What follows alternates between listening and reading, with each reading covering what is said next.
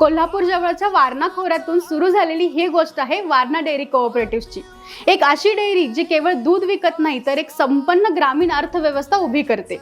1950च्या दशकात सुरू झालेली वारणा सहकारी चळवळ ही फक्त एक डेअरी योजना नव्हती, ही होती शेतकऱ्यांच्या हक्कासाठी उभी राहिलेली एक साखर डेअरी, शिक्षण, रोजगार यांची साखळी। शेतीचा तोटा, बाजाराचा तुटवडा आणि मधल्या दलालांचा फटका या सगळ्यावर उपाय म्हणून सुरू केली वारणा डेअरी।